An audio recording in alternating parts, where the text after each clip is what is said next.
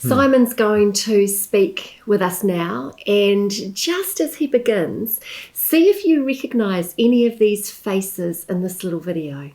The greatest day of my life was when I married my best friend Andrea in front of all of our friends and family. The greatest day of my life was the day I got my dream job. This day in my life was when I chose to embrace the creative gifts given to me instead of comparing myself to others. And the greatest day of my life was probably when we went to Disneyland. It was really fun. The greatest day of my life was being born. The greatest day of my life was, I was going to say my wedding day, which was a good day, but it was actually the day my wife and I met. My greatest day of my life was at the birth of my two daughters. So the greatest day of my life was getting married to my awesome husband Richard, and then seeing my baby's faces for the first time. The greatest day of my life was the day that the Street City Church went online. The best day of my life was marrying Tom.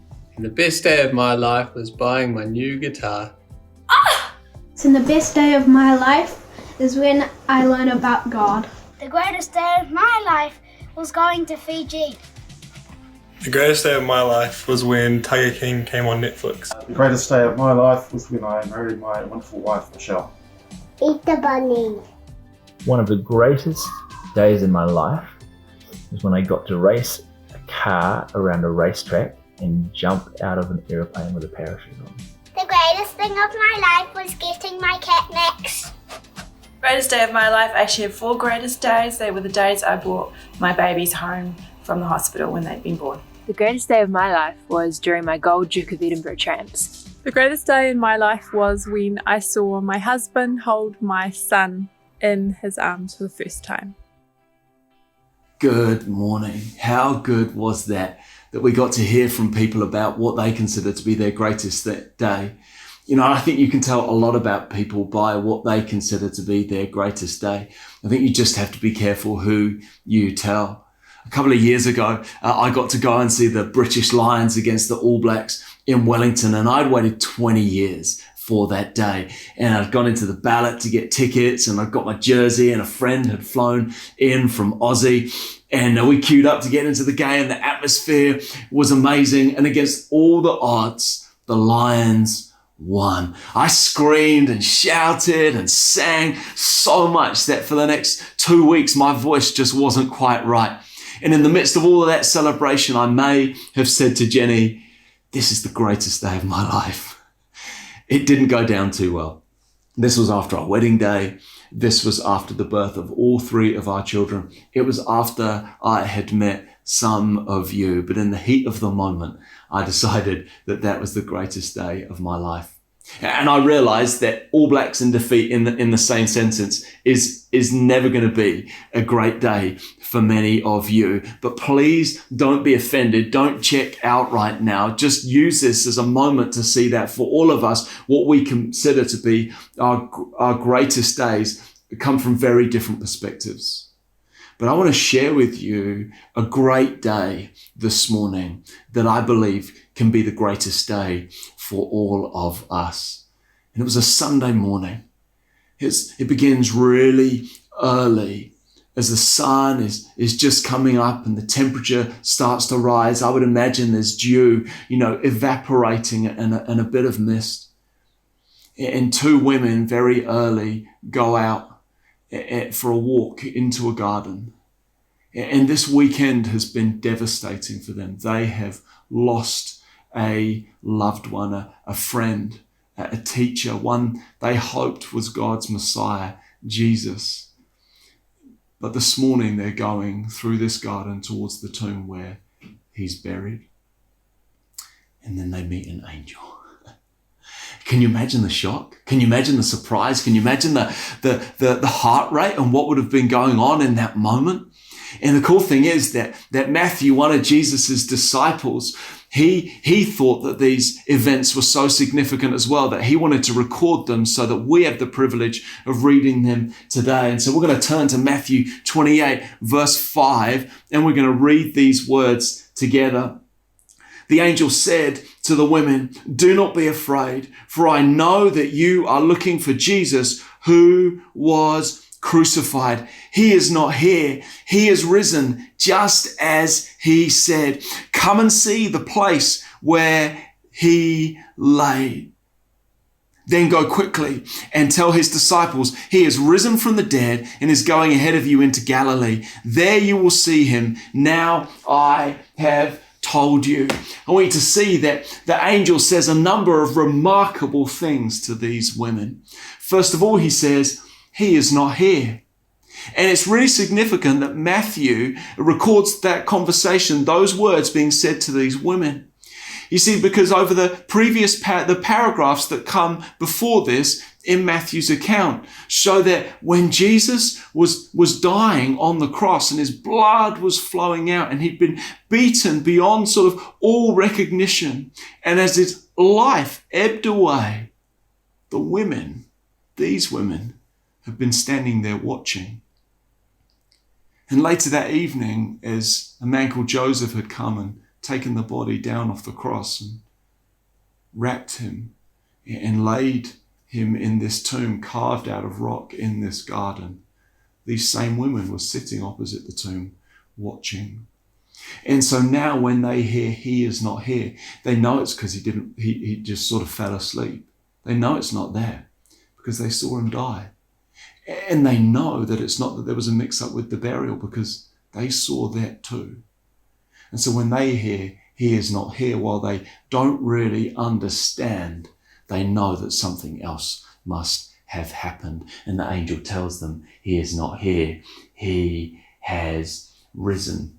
You know, the strange thing about those words, as I said, what the angel said is remarkable. Yet this word risen is not really a remarkable word at all. It's actually pretty ordinary.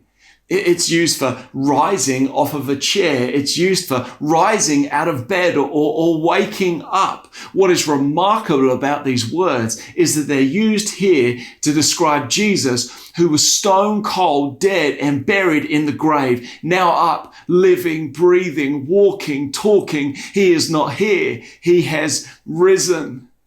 And then the angel goes on to say, just as he said. The angel wants us to know, Matthew wants us to know, this was no accident. This was no coincidence. In fact, Jesus was not surprised by this. All along, he had been saying, I'm going to die.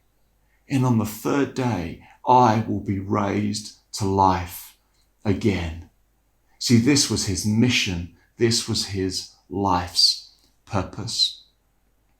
You know, our world, there is so much pain and suffering. And I think deep down in all of us, there is this sense that that's not the way it should be. And God says, you're absolutely right.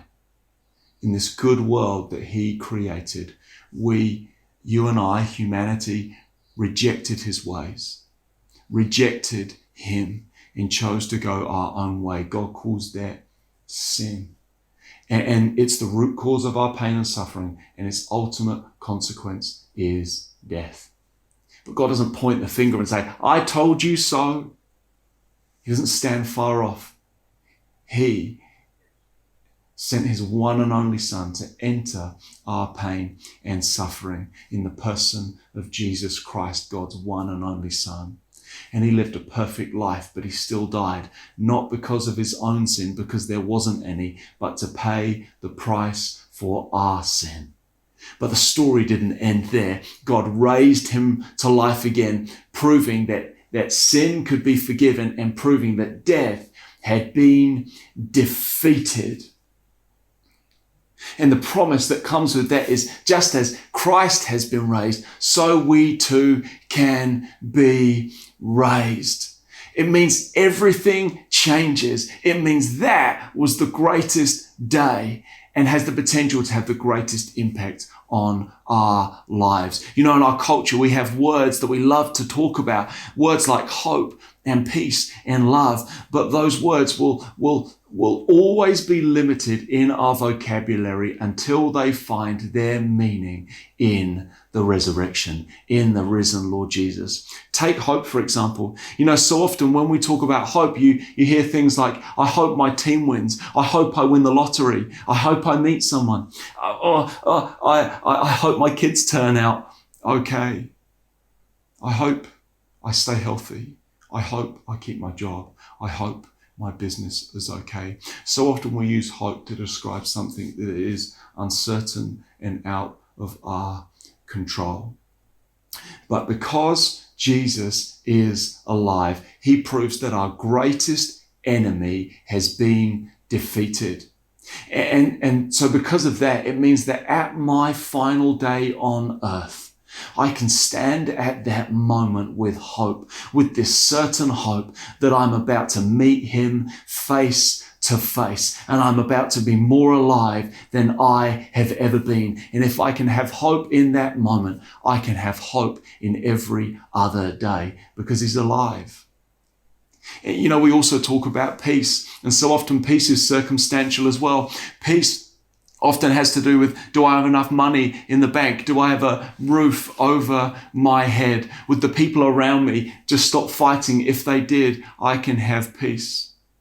But because Jesus is alive, it proves that even death is under his control. And if that is under his control, then so is everything else. And so he is able to provide everything I need, and he's able to take me through every situation and circumstance. And so it means he's able to grant me peace. He's able to grant me this deep inner sense of provision and security. Even when the world around me is in turmoil, I can have peace because he's alive.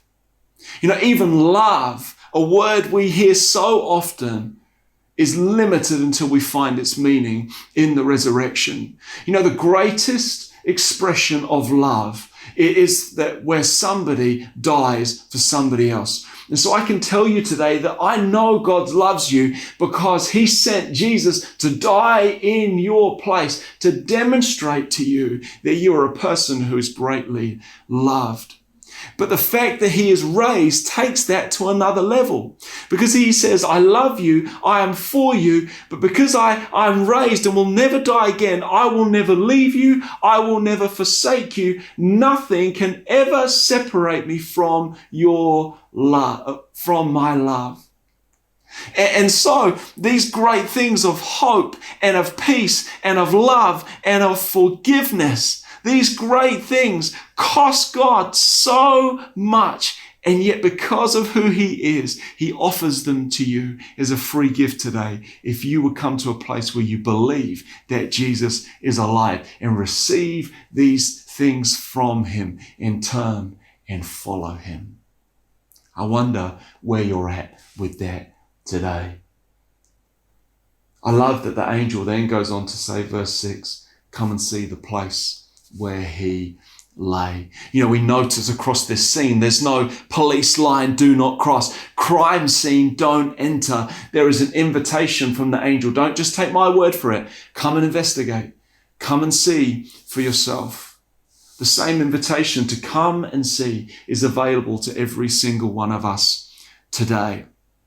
I think there's great evidence in these accounts in the Bible. Have you read them? I think there's great evidence outside of the Bible. My question is, this news is so great. Have you actually gone after investigating it for yourself?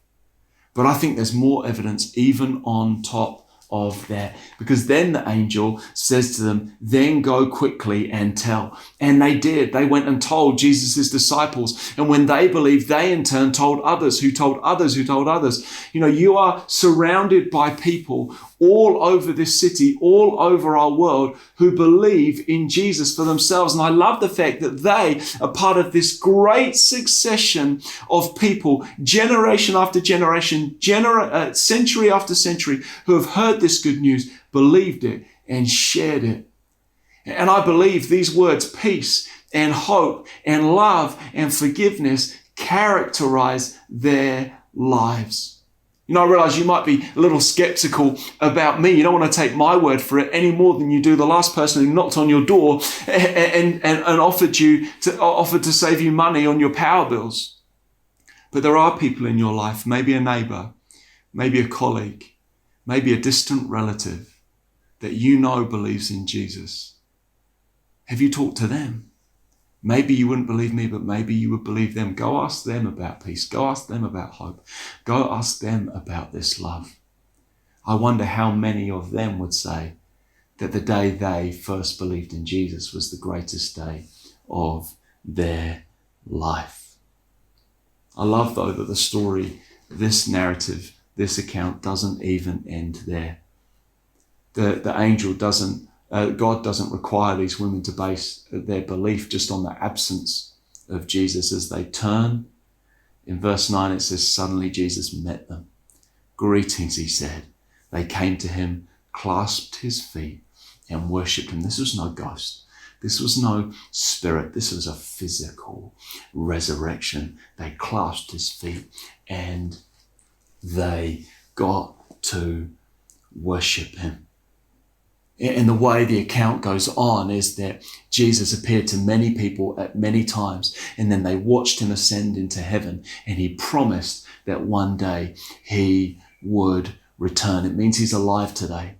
It means he's near to every single one of us. It means if you call out to him, he hears. If you've got questions, you can ask them. If you want to begin a conversation with him today and ask him for forgiveness and ask him to give you that hope and that peace and that love, he'll do that. It means if you search for him, he promises to be found by you. You can reach out to him today because he's alive.